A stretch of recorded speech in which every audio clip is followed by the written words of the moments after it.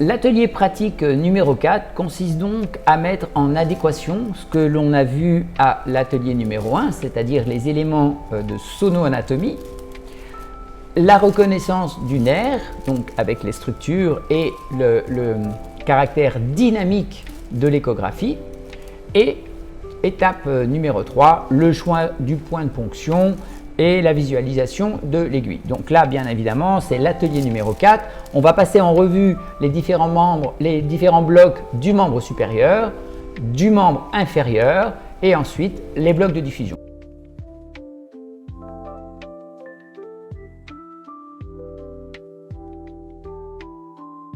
Donc, commençons par le bloc axillaire. Donc, vous voyez, moi, je me mets en position comme ça. Je prends le bras du patient un petit peu sur moi. Ma main droite stable et fixée, un petit peu stabilisée sur le poignet pour ne pas bouger mon image. Et je commence à scanner et à suivre. Alors là, on voit une petite variation anatomique, mais ça correspond un petit peu. Alors, pour être un petit peu plus didactique, on va faire ça. Donc, vous voyez les principaux repères que l'on a vus tout à l'heure, à savoir l'os, d'accord, la peau, le tendon du grand dorsal, donc comme je vous disais, de façon à mettre en perspective le radial qui est situé toujours au-dessus à ce niveau-là, et puis le musculo-cutané. Alors bon, vous voyez que l'image un petit peu plus caractéristique, ça serait d'avoir le musculo-cutané entre le biceps et le coraco-brachial. Bon, ça fait partie des variations anatomiques. Dans un certain nombre de cas non négligeables, vous voyez, il se rapproche du nerf médian.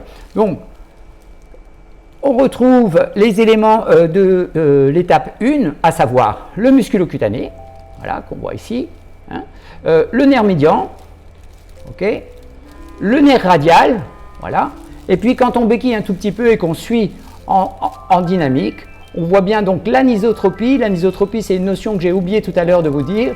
C'est en fait que lors du suivi dynamique du nerf, le nerf conserve ses propriétés, conserve sa forme de nerf. C'est ce qui le distingue justement d'un fascia ou d'un tendon.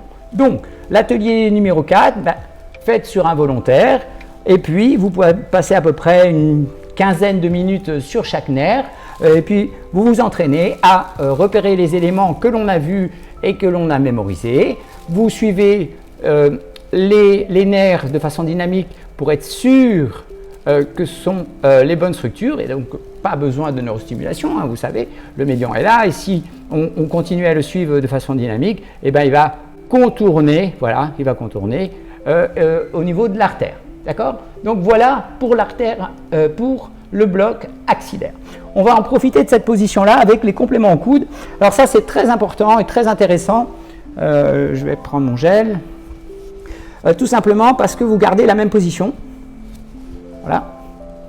Vous prenez la ligne du coude, ok, et vous placez votre sonde. Alors là, on voit, c'est pareil, hein, par rapport à tout à l'heure. Alors, il faut un petit peu réduire pour concentrer et optimiser votre image. On voit l'artère qui est là, avec le nerf médian. C'est un petit peu l'image qu'on avait tout à l'heure. Vous voyez, l'artère et le nerf médian. Alors bon, pour concentrer un petit peu, vous avez des... Ah, oula, j'ai un nouvel échographe, voilà, comme ça. Hop, et vous pouvez retrouver l'image de l'artère accompagnée du nerf médian. La ponction se fera dans ce sens-là.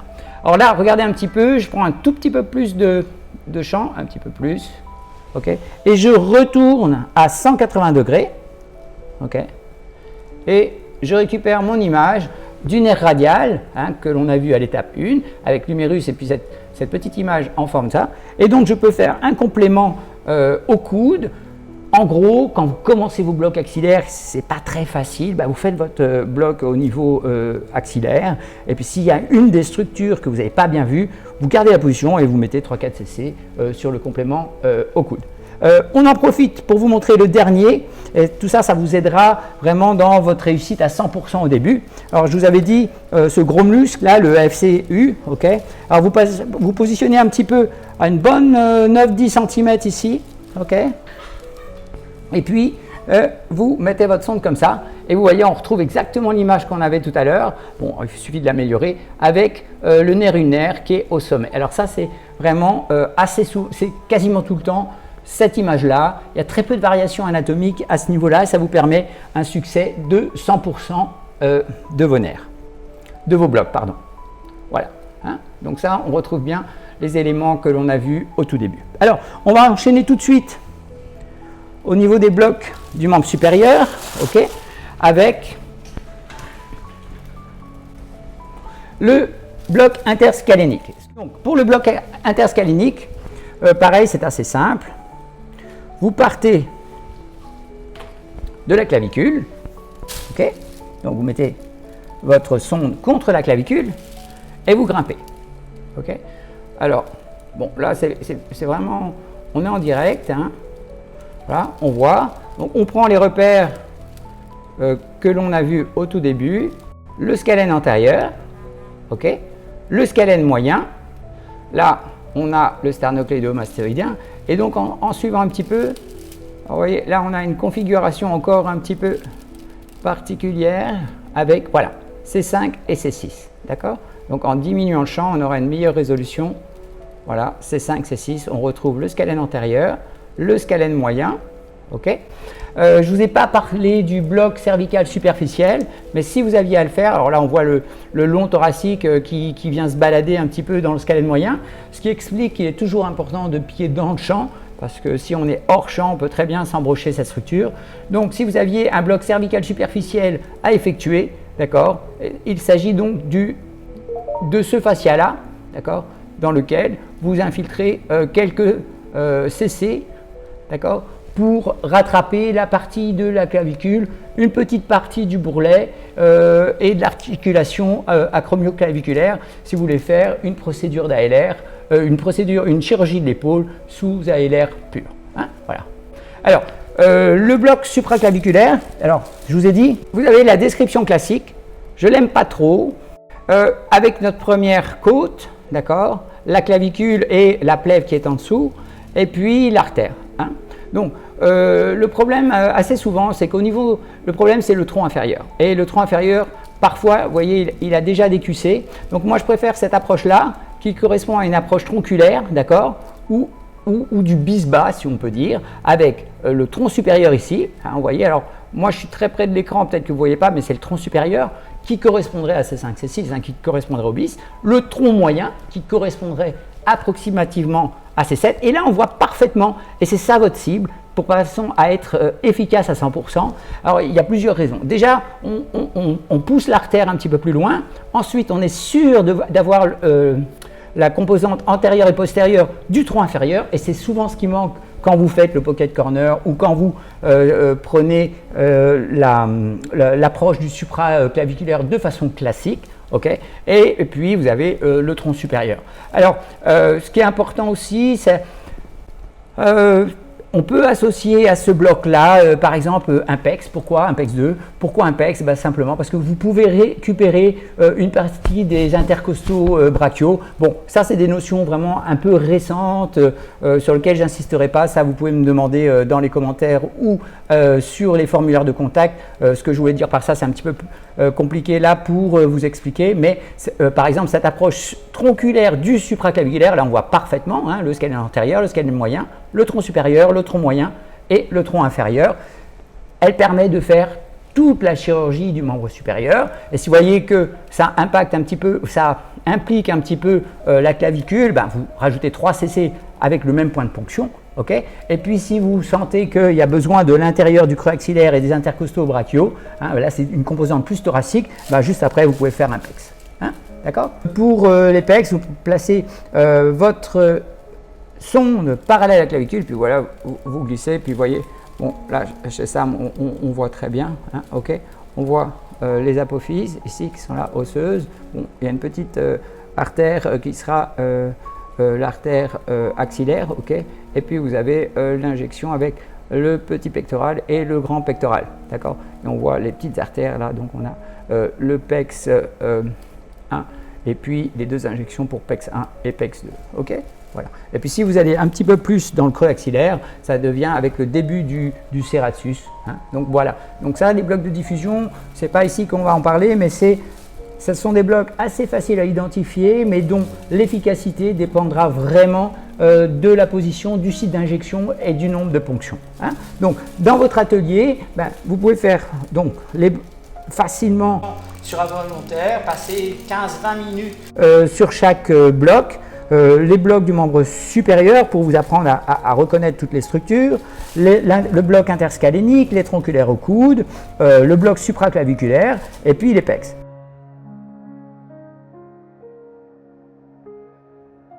Pareil pour l'atelier, vous pouvez également vous entraîner sur involontaire pour le bloc sciatique. Alors, le bloc sciatique, par son abord subglutéal, vous posez la sonde. Alors, c'est un petit peu sur version externe et vous voyez que là, on a parfaitement l'image de ce que l'on a vu un petit peu avec l'aspect du nerf sciatique. Okay, donc voilà, on peut très bien le positionner. Alors, vous voyez que au niveau subglutéal, il n'est pas si loin.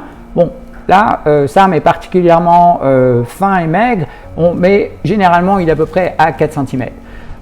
Donc, on a l'image caractéristique de l'élément de sonoanatomie de l'étape numéro 2. Alors, on peut faire justement dans le suivi des nerfs, ce qu'on avait fait à l'avant-bras, on peut très bien faire aussi également un atelier. Et vous voyez, on suit le nerf, d'accord? Et là, on va donc suivre le nerf sciatique le long de sa descente entre la fesse et puis le creux poplité, et donc là vous avez l'aspect, vous voyez qu'il commence à se séparer, donc on retrouve l'aspect un petit peu traditionnel de l'abord du nerf sciatique par voie poplitée. Donc vous voyez que là à ce niveau-là, vous avez le nerf sciatique qui se divise en deux, l'artère et puis les condyles. Bon, si vous voulez faire justement un IPAC, je ne vous ai absolument pas mis ce type de bloc dans cette version du book, mais l'IPAC, ça serait une injection sous l'artère, sous l'artère poplitée, ça serait à ce niveau-là, le long des condyles.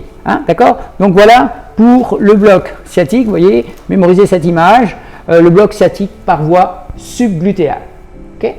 Donc là, on va se retourner et on va faire le bloc fémoral et le bloc, le BIFSI, le bloc iliofacial par voie suprainguinale, et on terminera par le tap bloc.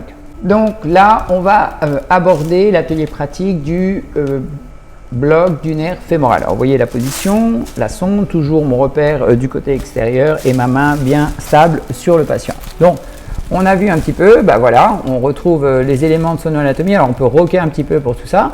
Mon principal repère étant donc l'artère fémorale. Vous voyez là juste à côté la veine, là que j'avais un petit peu oublié sur les dessins, et juste à côté, le nerf fémoral ici. D'accord? Donc voilà, c'est un des blocs les plus simples que l'on peut faire à un niveau un petit peu débutant, mais bien entendu, une fois que vous maîtrisez la visualisation, voilà, une meilleure image un petit peu. Vous voyez, quand vous êtes fixé et que vous avez la bonne image, n'hésitez pas à faire quelques petits mouvements de tilt ou de petites rotations pour optimiser, et puis approchez un petit peu votre point de ponction, comme ça, comme on a vu, en translatant votre main. Mon point de ponction arrivant par là, donc ma sonde arrivant par là, et donc ma cible étant le nerf fémoral. Ok? Je profite de la position pour vous montrer le bloc iliofacial par voie supra-inguinale. Alors, vos principaux repères, ça sera l'épine iliaque antéro-supérieure, ok, la symphyse pubienne, et puis au tiers externe. Alors, tiers externe, c'est souvent un petit peu, alors là, j'ai passé, hop, oh là j'en ai trop, voilà, et vous voyez, et donc, vos repères, voilà, donc c'est bien le dessin qu'on avait dit. Alors, j'ai un petit peu trop de gain en profondeur, donc là, vous pouvez jouer avec. Voilà, j'en ai peut-être pas un petit peu assez et tout ça, j'espère que vous voyez bien. Voilà. Alors, je prends un tout petit peu plus de profondeur. Voilà. Pour vous montrer. Hop, donc, mon principal repère, c'est l'artère circonflexe. Alors, chez Sam, on la voit très très bien. Voilà. Et puis, on a le gros muscle iliaque là, qui arrive. D'accord? Donc ça, c'est vraiment la description typique. Et puis, l'épine iliaque antéro-supérieure. Donc, vous arrivez par là et alors, je vous conseille d'injecter un petit peu en dessous du fascial de façon à faire monter l'artère circonflexe. Okay, et vous aurez le produit qui va se diffuser jusqu'au au nerf fémoral. Donc, je vous rappelle que le bloc iliofacial par voie supra-inguinale, c'est un bloc exceptionnel pour toute la chirurgie du membre inférieur, la chirurgie notamment du genou, la chirurgie du col du fémur et tout ça, hein, et qui prend les trois blocs, les trois nerfs, donc c'est le fameux 3 en 1 de Winnie, mais qui a été réadapté à l'échographie. Et votre principal repère, c'est l'artère circonflexe. Donc il prend le nerf fémoral, d'accord, le nerf obturateur et le nerf cutané latéral de cuisse. Donc appropriez-vous ce bloc, c'est un des blocs les plus prometteurs et qui rend le plus de service actuellement.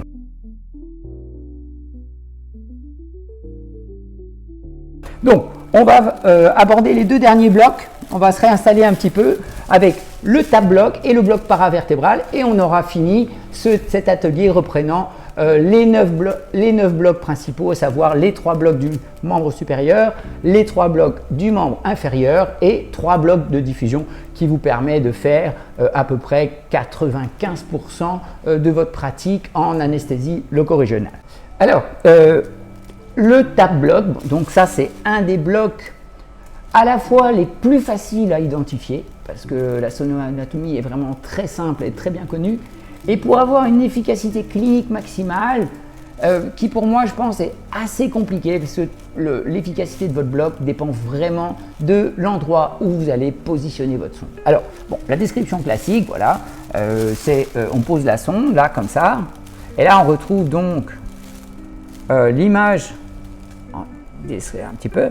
Alors là c'est caractéristique, hein, d'accord, vous avez les 3 couches, les intestins qui bougent ici, le transverse, l'oblique interne et l'oblique externe. Donc un tab bloc, c'est ça. Après, votre efficacité va dépendre de l'endroit où vous allez positionner votre sonde.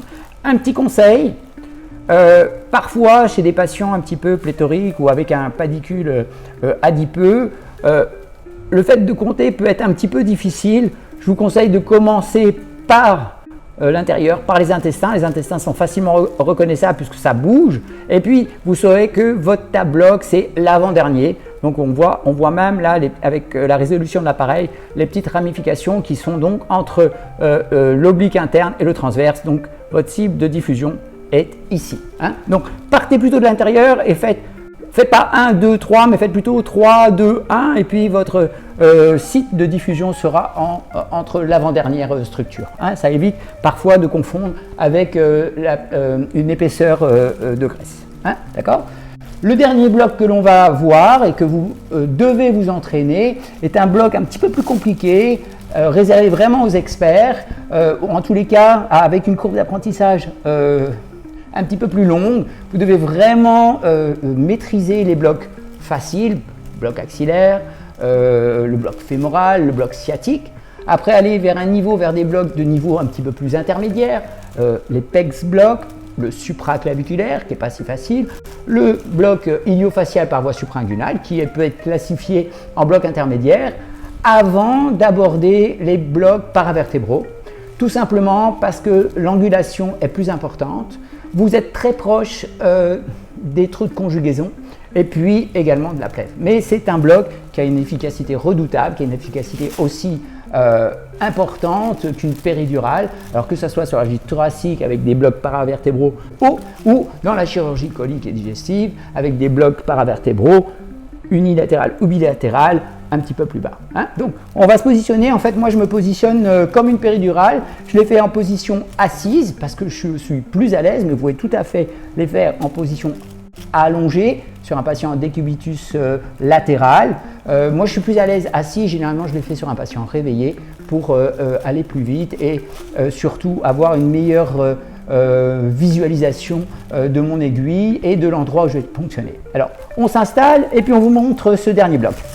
Voilà le dernier bloc de la série de cet atelier pratique de l'étape numéro 4, le bloc paravertébral avec sa déclinaison en érecteur spinaï. Alors bon, moi comme je vous ai dit, je le fais en position assise, hein, d'accord, et puis donc on passe un petit peu comme ça et puis on retrouve l'image.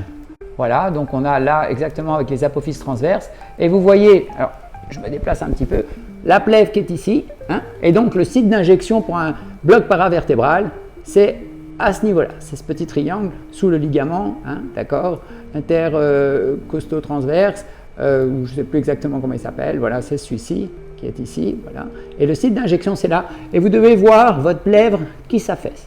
Donc, votre aiguille, vous pouvez le prendre par ici, vous pouvez prendre avec une angulation un petit peu comme ça pour être moins gêné par les apophyses transverses, et vous voyez bien, on retrouve le dessin du début avec les deux processus osseux, et puis les muscles qui sont entre les deux repères osseux, bon, qui peuvent prendre des noms différents en fonction du niveau où vous êtes. À la rigueur, c'est surtout cet aspect de sonoanatomie qui est important et le site d'injection. Donc vous voyez comme ça. Alors une petite précision, ça c'est le bloc paravertébral. À ce niveau-ci, c'est le mid-bloc et là, vous avez un bloc érecteur spinae au contact de l'apophyse. Donc ça, c'est vraiment le plus efficace, mais parfois, c'est un bloc un petit peu délicat, un petit peu plus profond. On s'approche de structure, mais qui prend en charge toute la chirurgie thoraco-abdominale. Hein. Le bloc l'ESP, le bloc érecteur spinae, est un très bon bloc, par exemple, en cas de trauma de la paroi ou, par exemple, pour les lumbago aigus et tout ça. Donc là, vous arrivez au contact uniquement de l'os et vous injectez à ce niveau-là. Le paravertébral, c'est quand même le bloc le plus efficace, mais qui demande une expertise un petit peu plus grande. Et là, vous avez à peu près la visualisation. Alors pareil, là se posent les questions de niveau de ponction, de nombre de ponctions, ponction unique ou deux ponctions, ponction unilatérale ou ponction bilatérale. Ça dépend un petit peu de votre chirurgie, mais là je vous renvoie à tous les manuels un petit peu complets sur les descriptions ou les sites qui parlent de ça beaucoup mieux que moi. Hein, voilà, on en a fini avec cet atelier-là.